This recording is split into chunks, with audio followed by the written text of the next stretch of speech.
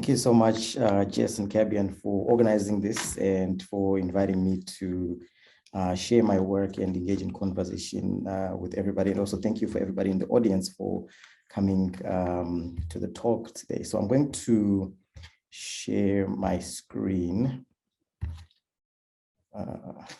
Just a second.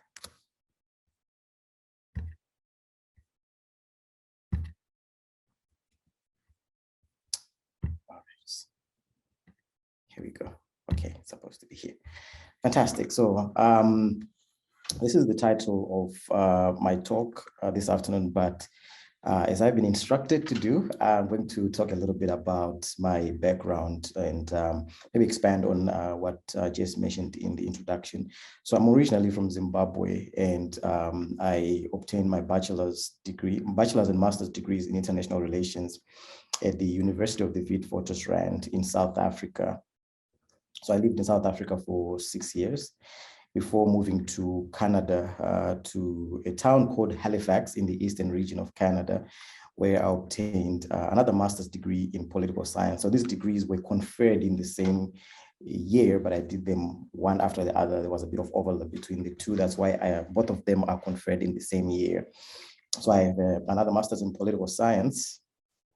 And then I moved to Ottawa, the capital of Canada, where I did a PhD in international development. So this was an interdisciplinary program that allowed me to maintain my research approaches in political economy, looking at the political economy of natural resource governance in East and Southern Africa. So my PhD dissertation looked at how the discovery of oil in Uganda for the first time reshaped political relations between the government and the two major kingdoms in the country, one of which is located in the area where the oil deposits are located. So just to take a couple of steps back to give you a sense of my research background. In my undergrad, my honors thesis was on liberation movements and democratization in Zambia and Zimbabwe. And then my first master's degree looked at the relationships between the nature of political institutions in Angola and Botswana and how that affected the way the oil and diamond industries in those countries were managed. And then, of course, my PhD looked at the oil sector in Uganda. And when I finished my PhD, I moved to, actually before I finished my PhD, I moved to Wellesley College in Massachusetts, where I had pre-doctoral and postdoctoral fellowships. So I actually finished my PhD at Wellesley College in Massachusetts, and I moved to UC Davis from there last year in July. And I'm happy to answer any questions about any aspect of my journey from undergrad to this point. So my research agenda broadly, moving forward, looks at three main categories. The overarching question is, what explains the patterns of development and underdevelopment in sub-Saharan African societies? As a native of an African country, I grew up, experiencing different aspects of political and economic unrest and underdevelopment.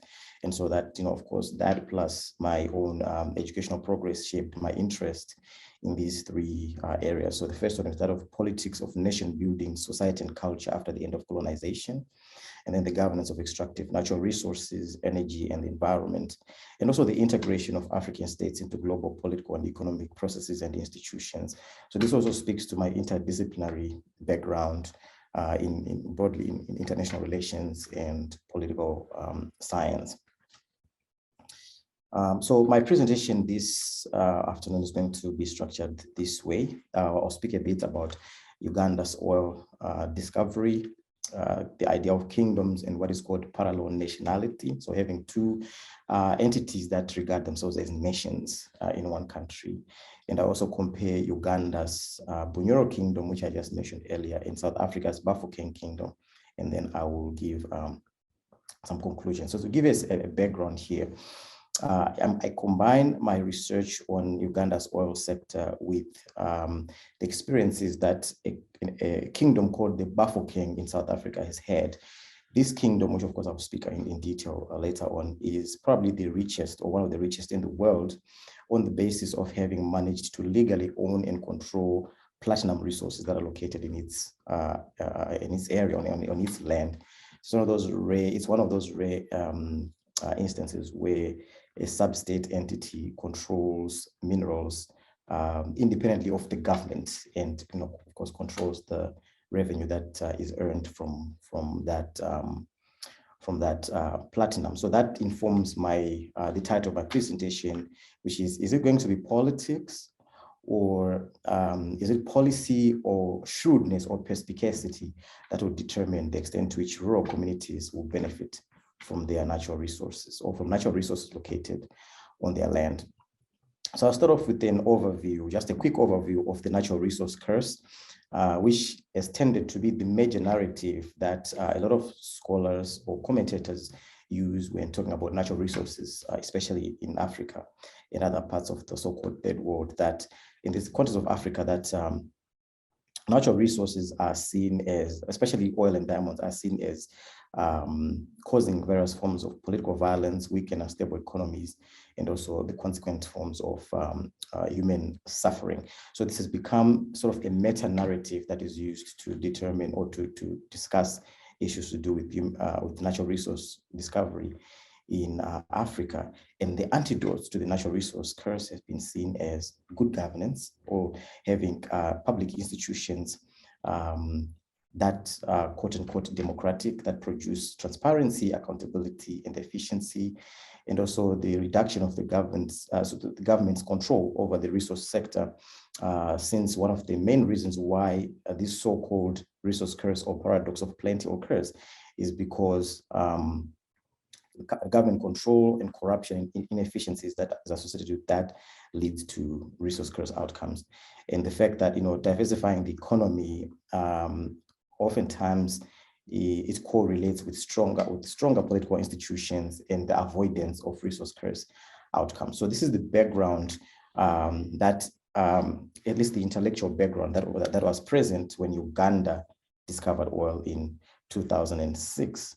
So as you can see from that article there was a big, a considerable sense of joy in the country that discovery of oil was going to result in prosperity. But then, of course, the caution was that if this oil is not managed well, it's going to become a curse.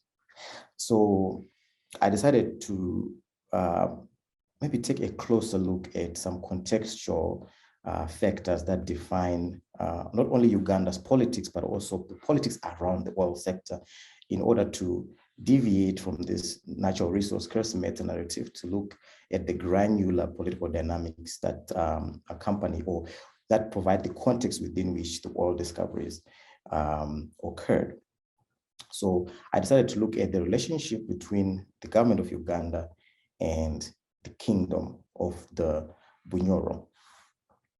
So kingdoms, just to give you an overview, are societies in African countries that exist under the leadership of hereditary monarchs or kings. And these communities consist of people who largely have shared ethnic and cultural backgrounds and often regard themselves as nations, despite the existence of an overarching state authority. So they are nations within a state or nations within a nation.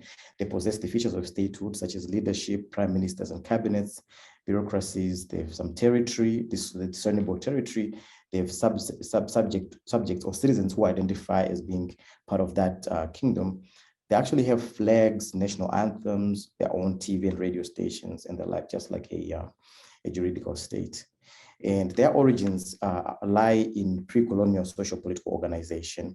So these were the form of state in various parts of Africa in the pre-colonial era, but they remain politically relevant. They've been reshaped, throughout the colonial and post-colonial eras, but in several countries, they remain politically influential, and that's the same situation in Uganda. So like I mentioned, they're regarded as parallel forms of nation, but despite being traditional or owing their power to tradition, they're actually very modern. So to the left, that image on the left is the cabinet of the Buganda kingdom, the largest and most influential kingdom in Uganda. And then that image on the right, that's the king of the Bafokeng. He is an architect, and as you can see, he's dressed up in traditional garb and he's wearing a business suit. So he's actually the CEO of the company that the Bafokeng runs, but he's also the king. So that kind of depicts the fusion of the traditional with the modern. So my research question here, which was also the overarching question in my research that I conducted in Uganda, was why has the Bunyoro Kingdom failed to benefit from oil discovered on its territory? And then what lessons can the Bunyoro Kingdom learn from South Africa's Bafokeng Kingdom, which is considerably more successful? And a bigger question here, which has implications for other countries in Africa, is that how can rural communities benefit from natural resources within this context of dual nationhood? So now I'm going to give you an overview of the Bunyoro Kingdom, which is also called Uganda's Kingdom. Uganda's Oil Kingdom. So it's the second largest kingdom in Uganda, with a population of about 2 million people, and it's located in the western region, which is home to the major oil wells that have been drilled so far. It was also the largest kingdom in the it's called the Great Lakes area or East African region, but it was the largest between the 17th and the 18th century, immediately before the British encroached through colonial occupation in the 1900s, the early 1900s. So it's a largely poor rural community. Just to give you some idea of how poor that area is, about 90% of population could be defined as poor using conventional measures of income, and over 50% of them have not been able to go to school. They've largely failed to access the benefits of oil wealth so far.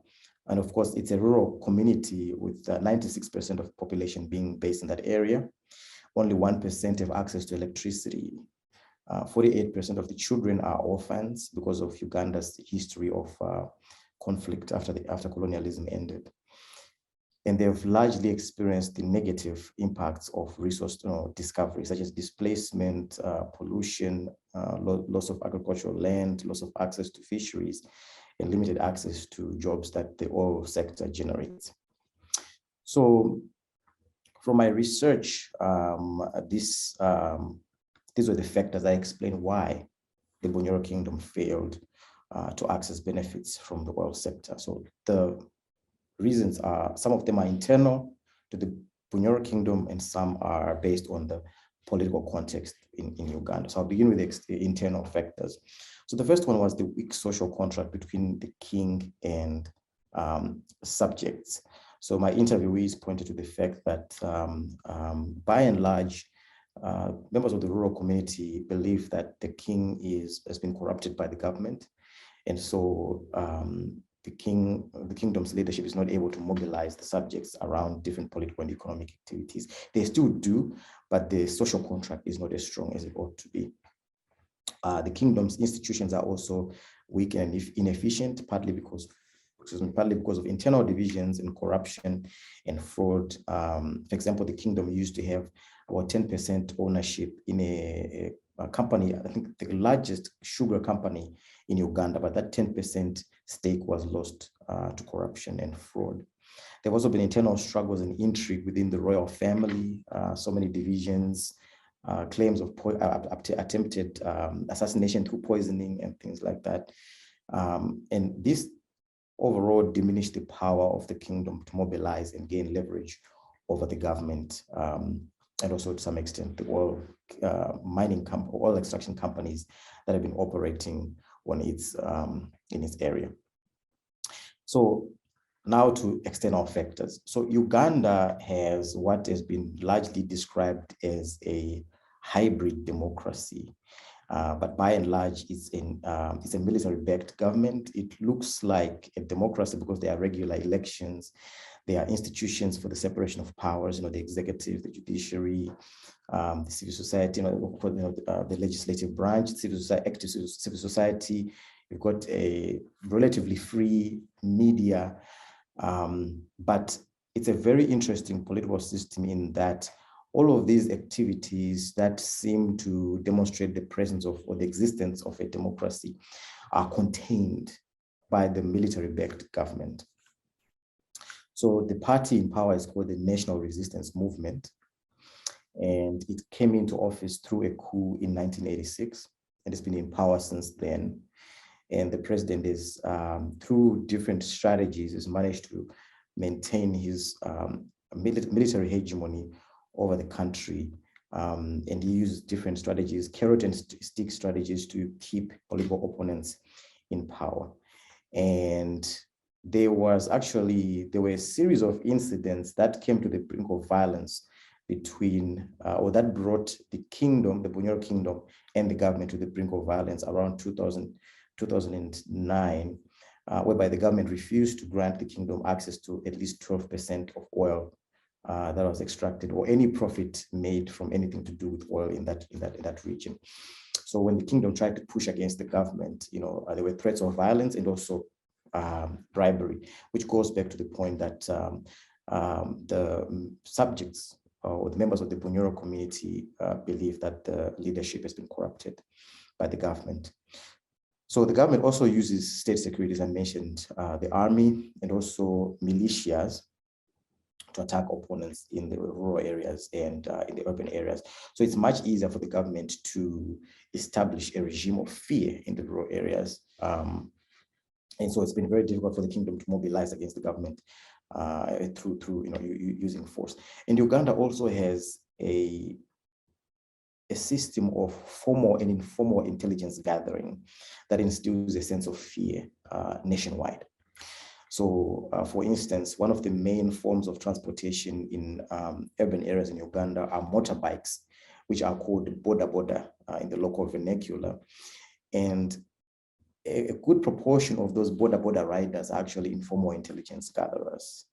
So they can be sent to be stationed around different areas to monitor the movements of political opponents. And if they observe something, happening, they just pick up the phone and call the police or different contacts. And there are several issues that are, several instances where information that eventually led to the resolution of an issue or to the arrest of criminals was actually conveyed by a boda rider. And of course, the formal intelligence organizations, or the Internal Security Organization, ISO, is involved in intelligence gathering against different political leaders, civil society leaders, and the like in the country. So that regime of security and fear and force, was one of the reasons why the kingdom was unable to push back against the government and the oil companies. And the government also manipulates formal political processes and institutions, such as elections and parliament. Elections are held regularly in Uganda, but they are seldom free and fair. In fact, they've consistently been accompanied by violent attacks against opposition candidates and civil society activists, and sometimes even journalists have been are targeted for attack. And so when it comes to legislation, for example, so first of all, with the elections, the National Resistance Movement's leader, the President Yoweri Museveni, and his cronies are assured of electoral victories for the most part. So they have a majority of legislators in the unicameral parliament, right? So that means the government is able to pass different laws that advance their interests. So when it comes to the oil sector, the government passed legislation that limited the access of the Bunyoro Kingdom, any other kingdom or community groups from making certain claims, right? They argued that minerals and oil are managed by the government in trust on behalf of the whole country. So that meant that any communities that are directly affected by oil extraction or mineral extraction have no special claims to benefits from that resource sector. And also, one of the things that I would like to highlight here is that the government of Uganda has benefited from externally derived resources that reinforce its political power in that military regime, because as you know, military activities are very expensive, they're very costly. So if you see a government that depends on military power for its hegemony, then that means they have access to funding and training. And the United States is actually one of the major partners of the Ugandan government, because Museveni has positioned himself, since coming into power in 1986. In fact, at that time, he positioned himself as an ally against the USSR's activities in that region. And then in contemporary times, he became an indispensable ally in the war on terror in that region. And as you know, Tanzania and Kenya were subject to terrorist attacks at different times. And at some point, the US embassies in Kenya and Tanzania were targeted by bomb attacks.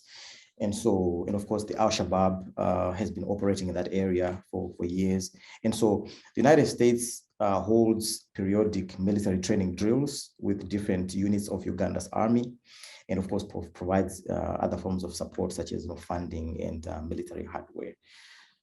So this rural kingdom tried to compete with this ruling coalition of this regime that is, to a considerable extent, very powerful and does not owe its power to its social contract with the citizens, but owes its power to the military that is supported by external partners. So this is the political context in Uganda. And this is the fate of the Bunyoro Kingdom and why it failed to benefit from oil. And this is actually not even unique, because in many countries where natural resources are discovered, for the most part, they're discovered in rural areas. Rural communities have tended to get very little, if any, benefits from those resource sectors. Now, the kingdom of the Bafokeng has been an outlier in this regard. It's located in South Africa's northwest region. It's approximately 150,000 people, so it's much smaller. And as I mentioned earlier, it's the richest kingdom in Africa. It owns the platinum that was found on its land, with the main source of its wealth. In fact, 80% of the world's platinum is mined in South Africa. So they're different. So this kingdom doesn't own all of the platinum resources, but they own a considerable chunk of it. So platinum is a rare and highly valuable metal that is used in a wide variety of technological products and applications, such as car parts, appliances like fridges and stoves, scientific and medical equipment, electrical goods, and even jewelry. And so you can imagine that this is a mineral that is guaranteed to have consistent demand from the global market. In fact, this kingdom controls 50% of the world's platinum reserves, according to stats that I read not too long ago. So the kingdom controls 50% of the world's platinum reserves, and given the scale of demand that it has because of the wide range of uses, that's why it has been the richest kingdom in Africa. So this kingdom established what is called the Royal Bafokeng Holdings, and it's a diversified portfolio of about $2 billion worth of investments. It invested in infrastructure, property, finance, telecommunications, and consumer retail.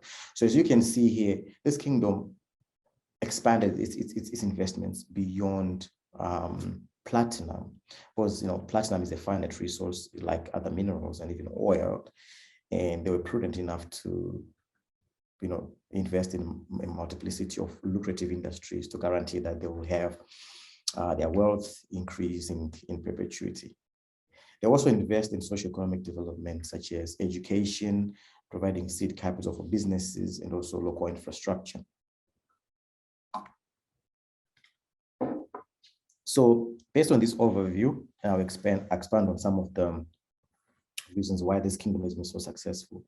And now this is a lesson for the Bunyoro Kingdom, and also for other kingdoms, other rural communities that have some kind of natural resource located in their own in their locality. So the first one is to have legal ownership over land. It all starts with ownership over land in most cases, because legal ownership over land gives the owners the right to negotiate with the government or with oil or mineral extraction companies. Now, the Bafokeng Kingdom bought land in their area since the mid-1800s, so since the pre-colonial era. A series of kings were prudent enough to, my apologies, when I said a series of kings, Siri came up, so now I'm battling to shut her down.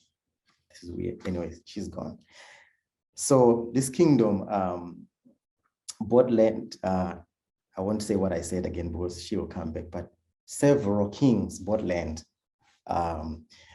during the pre-colonial era. In fact, fortunately, they bought the land before platinum was discovered.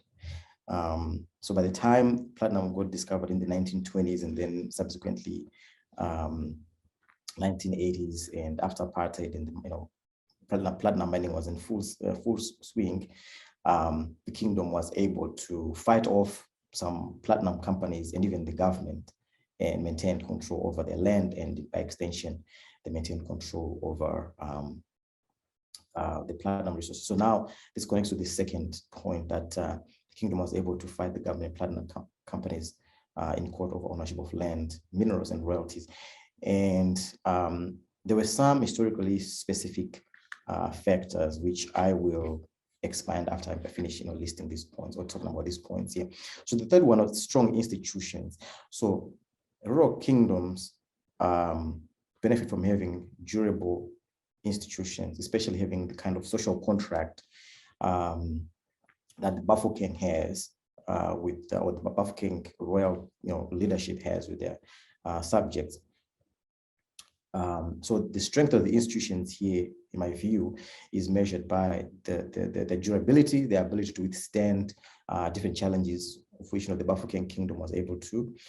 Prudent policy making, starting with buying land, the purchase of land, and also, like I mentioned earlier, the strategy of investing their resources, their resource wealth. And also adaptability, that this kingdom was able, because of the prudence of its leadership, was able to survive through the pre-colonial era, the different shifts that occurred during the during the colonial era, and then in the post-colonial era, they've managed to stay on top and maintain ownership over platinum resources. And then, so I preempted this, the political, cultural governance, strong linkages with the local community. They were able to use their traditional authority. So traditional authority is a very important factor here, because that supports or that reinforces the strength of the institutions, because kings are not voted into office. Kings owe their power to tradition, to ethnic identity, so to the features of identity that make people who they are.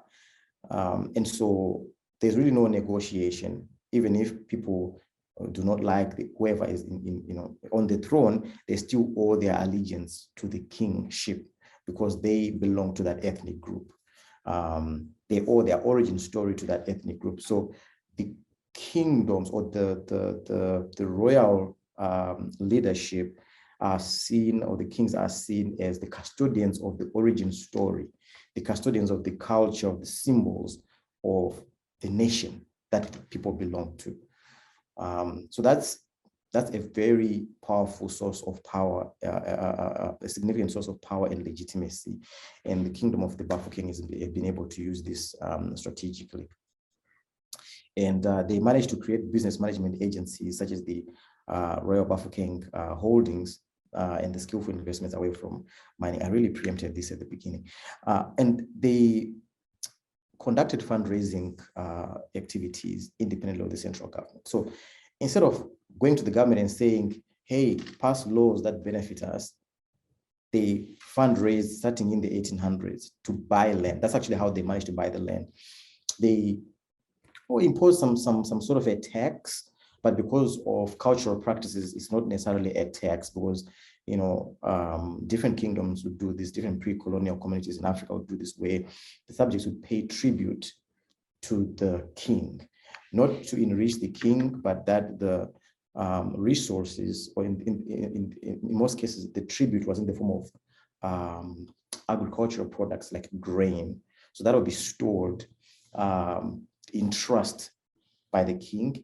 And in terms of, drought or other forms of, maybe political upheaval that, negatively impacted productivity, agricultural productivity, or that disrupted life in general in that kingdom, then the king would start dispersing those agricultural products for people to benefit, and so as a stopgap measure until things return to normal. So I think along those lines, the kings at the time were able to fundraise from among their subjects and then buy the land that eventually turned out to have platinum in it. But in contemporary times, kings are still able to raise funds So the Buganda Kingdom that I mentioned earlier on has been able to do this, raising several billions of shillings from their subjects who are located both in Uganda and abroad. And the Buganda Kingdom has been able to use those funds to buy land, to develop a massive real estate portfolio. So the Bunyoro Kingdom, ought to have followed that same strategy, but they haven't yet. They've started to do something, but they haven't fully organized themselves. Now, I mentioned that there are some historically specific factors that I want to talk about here. So yes, the Bafokeng Kingdom benefited from what are sometimes called as accidents of history, or certain circumstances that just worked in their favor, which they actually didn't have any hand in influencing. So for example, actually this is the major issue. Well, the first issue is that they bought land which turned out to have, platinum. They used to be, according to oral traditions, there were stories of minerals potentially being located in that land, but it wasn't known for a fact. But when land was bought, it was mostly because these kings noticed that there were waves of colonial encroachment by, because when colonialism started off with small groups of European settlers. And so the kings at the time, noticed that they want to be dispossessed of their land. So they decided to work with missionaries in that area to buy the land. So what they did actually was that the land wasn't originally registered in the names of the kings because colonial authorities did not allow Black people to own land. So what they actually did was the missionaries would register the land in the name of the church. And then later on, when the laws changed, the missionaries transferred ownership to the kingdom. And then later on, platinum resources were discovered, 50% of the water supply. So there was luck there. The second factor is post-apartheid laws. So after apartheid ended in 1990, there were several laws that allowed people who had owned land and mineral resources to hold on to those resources, which would have, in other instances, would have transferred to the state. So those laws are, for example, the Mineral and Petroleum Resources Act, that allowed Black people to own minerals, and also the Traditional Governance and Framework Act, which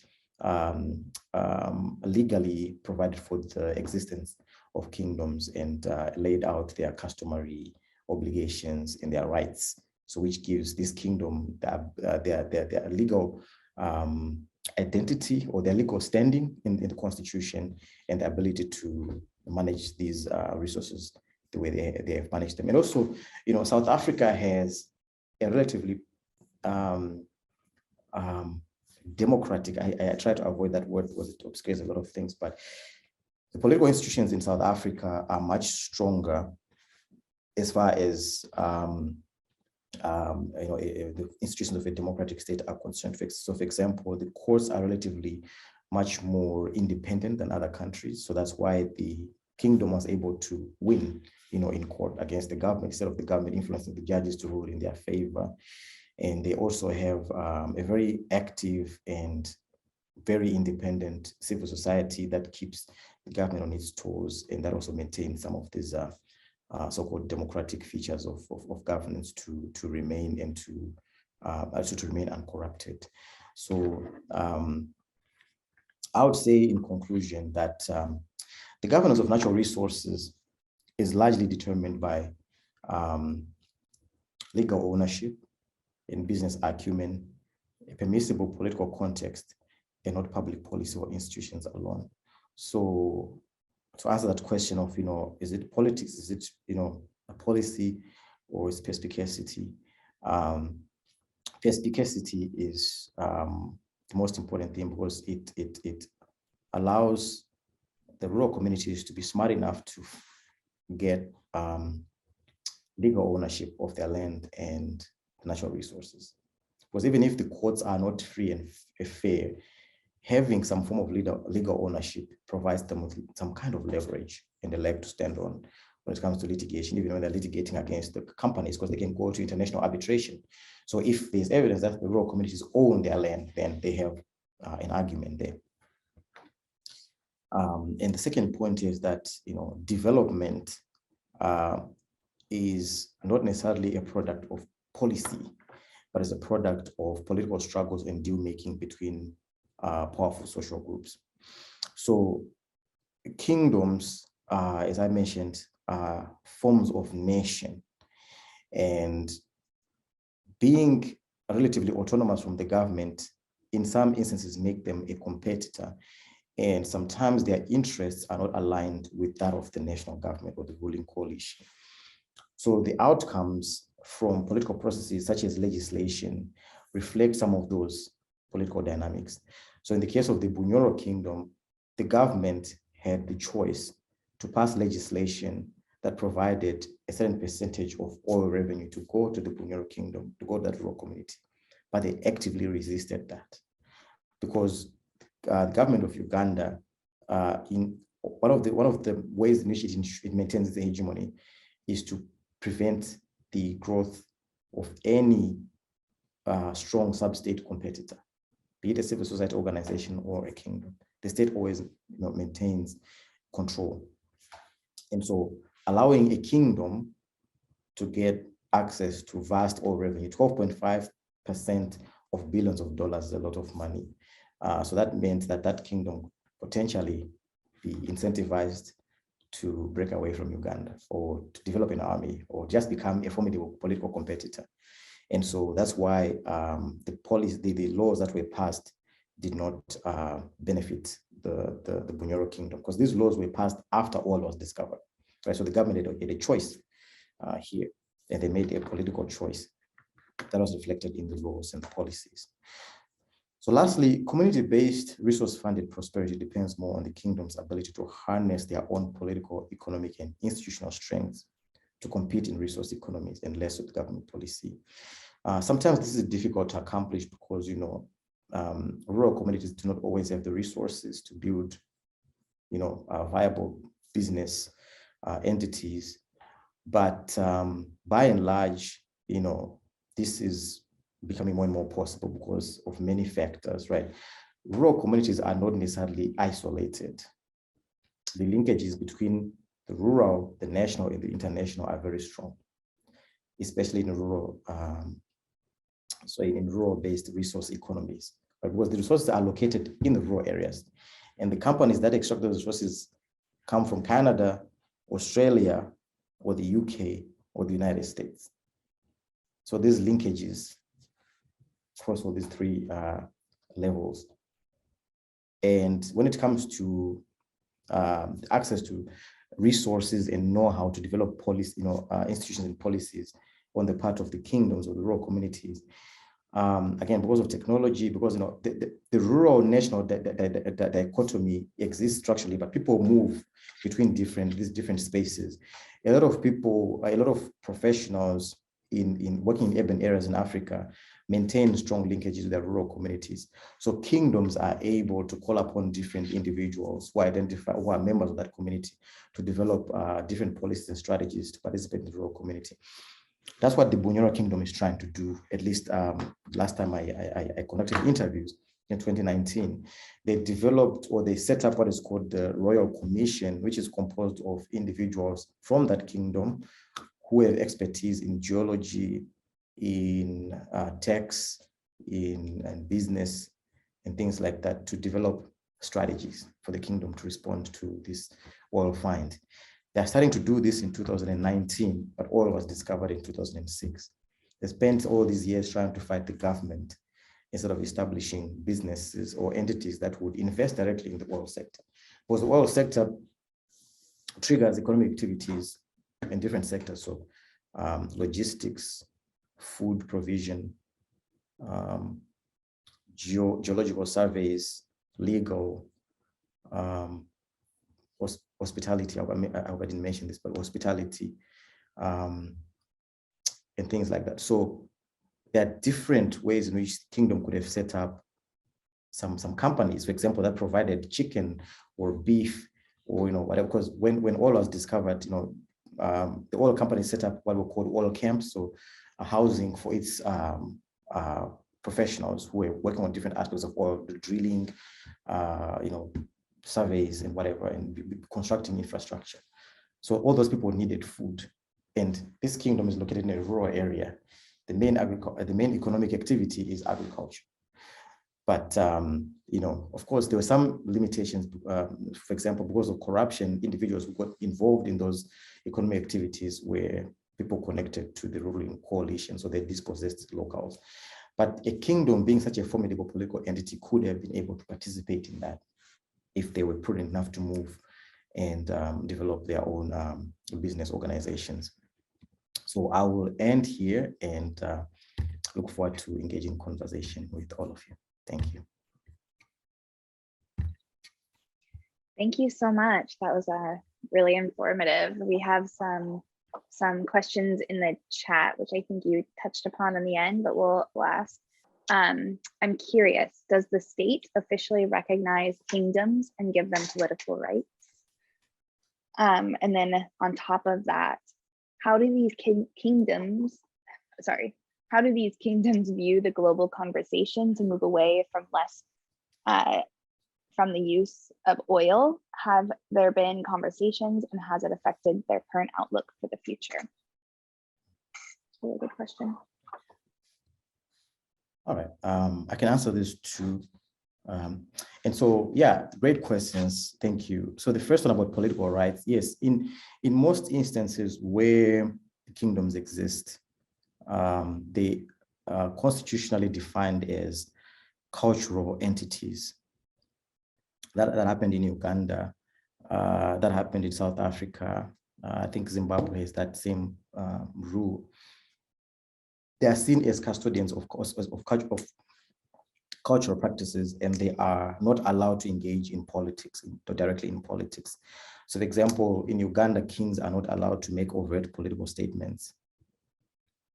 But then they're allowed to organize cultural events. Their annuals, for example, the Bunyoro and the Buganda kingdoms hold what are called coronation anniversaries. So as the name suggests, they are anniversaries of the coronation of the king, massive gatherings full of pomp and fanfare.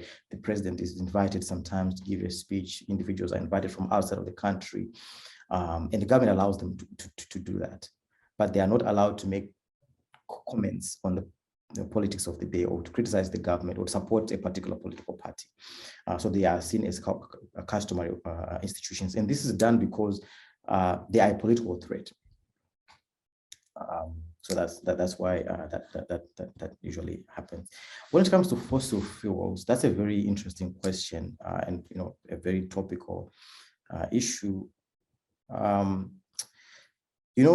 It's interesting. The conversations that we have here about fossil fuels and climate change are different from what people have in some of these rural parts of Africa, because the immediate issue is survival. The immediate issue is putting food on the table, having decent housing, access to water, access to health facilities, and just having a decent livelihood. So when oil is discovered, the first thing is not whether it's going to contribute to climate change, which unfortunately a lot of rural communities in Africa actually suffer from effects of climate change, such as irregular weather patterns, because agriculture is the main economic activity. They rely on rain to water the crops. So when climate patterns are off, the drought, seeds die in the ground before they come up.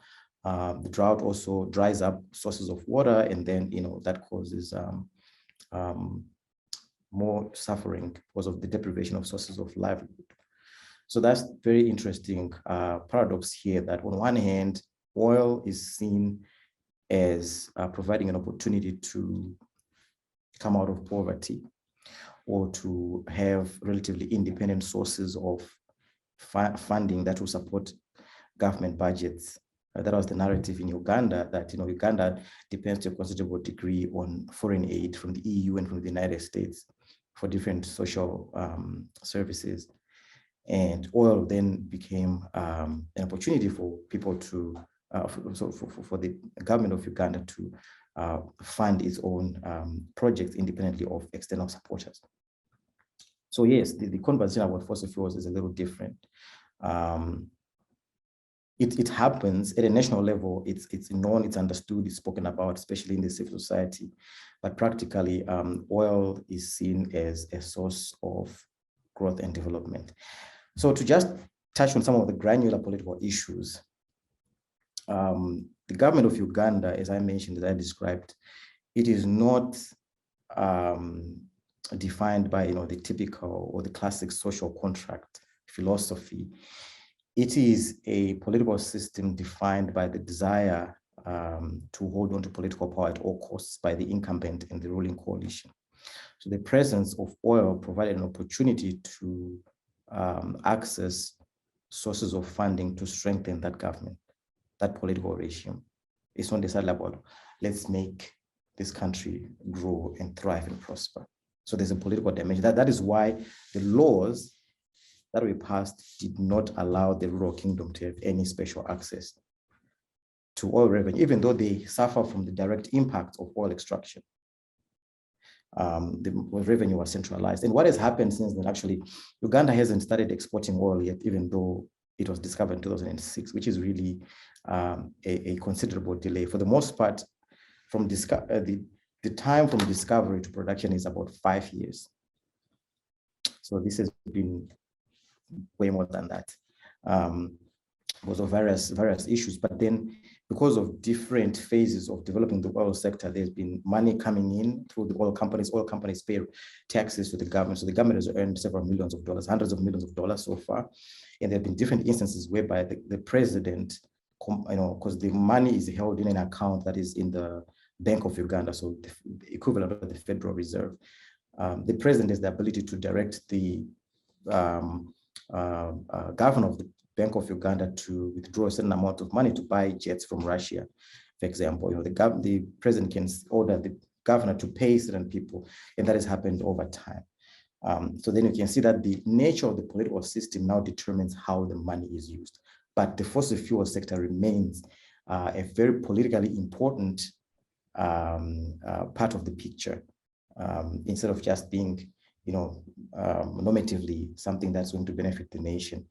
But conversations around fossil fuels are more to do with economic benefit and less to do with climate issues.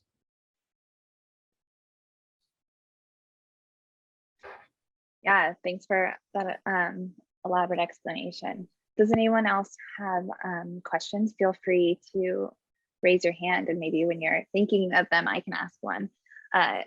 I was wondering, you were talking about, it's amazing how much platinum the Bafokeng Kingdom has. I had no clue about that.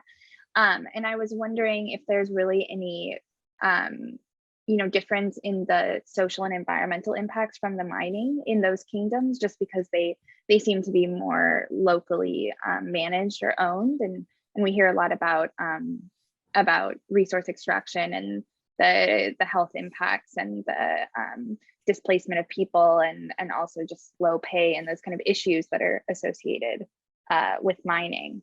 And I was wondering if it's we see something different here.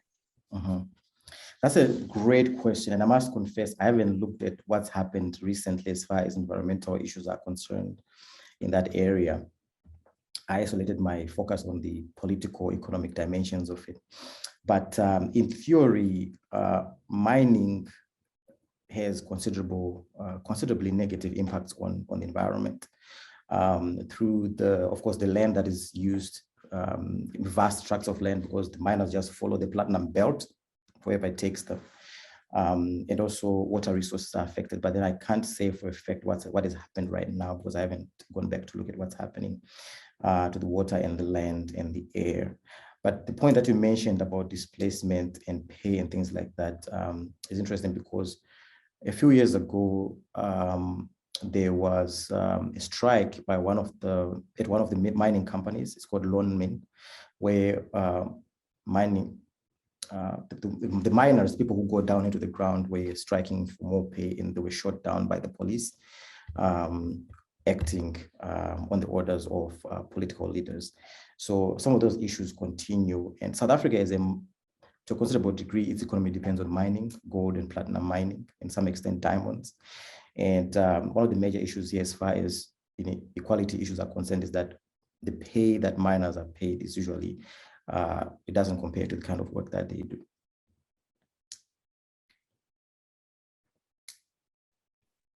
Thanks for that. Yeah, Katie, go ahead. All right, I'll make sure I follow the rules. I want to raise my hand as well.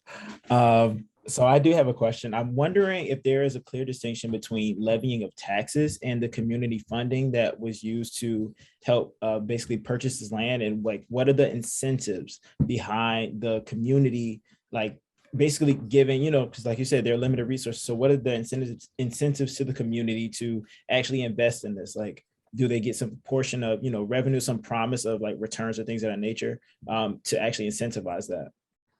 Mhm. Also, thank you for an amazing talk. I should have led with that.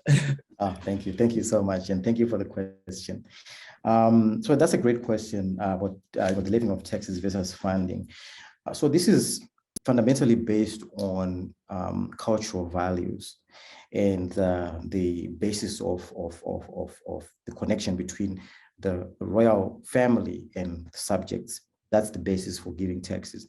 So, well, in theory, the payment of taxes in a democracy is part of the social contract. So in other words, we pay taxes so that the government can pay for things that benefit us. But in practice, it doesn't always happen that way. But the philosophy is it's kind of same, but a little bit different in that I'll give you an example of some of these African philosophies, such as Ubuntu. Ubuntu is mostly spoken of in South Africa, but in my language, in Shona, it's called Hunu. It's the same thing, different languages. Is this idea that we are all connected, we are all one. So African societies are by and large community-oriented, not individualistically oriented. So when it comes to these kingdoms, that notion that we're all bound together is kind of the part of the fabric of the society. So if the kingdom announces plans to build a road, to build a bridge, to build a school, and people are asked to chip in, they just chip in because of the trust, because of the legitimacy, because of the narrative of the story of the nation. We are doing this together for ourselves. So it's not by compulsion. Sometimes they can set different targets, but people give in accordance with what they are able to do, and because they have affective ties to the kingdom. So that is how I'll put in a word here. You can look it up. That word describes the exercise that the Uganda Kingdom used to fundraise for their different activities and to raise millions of shillings. So the prime minister of the kingdom went all over the country speaking to communities of the Baganda people, and they just responded. And also people in the diaspora. So for example, if I'm a member of the Buganda kingdom, I hear my prime minister saying, because sometimes they actually come to the United States, leaders from this kingdom, to speak to different diasporic communities, and they raise money. If they raise $10,000 from California, $10,000 translates to several thousands, if not millions of shillings in Uganda, and they are able to do more with it. So those are the incentives, is part of the collective nature of the community and the values that underlie that relationship with the leadership and with each other. I see, that's actually a really good explanation. I appreciate it. And it actually makes sense. Like now that you say it, like it's not necessarily like I would think of like investing in like, all right, where are my returns? But it's definitely built on a different principle, which makes a lot of sense. And it relates back to your initial point of the reason why the first king didn't succeed, because there wasn't a lot of trust in the community. So of course, there's a lot less incentive for the community to donate to a king that they don't trust or believe in. So it makes a lot of sense, the juxtaposition. I appreciate it. Thank you. Thank you for that.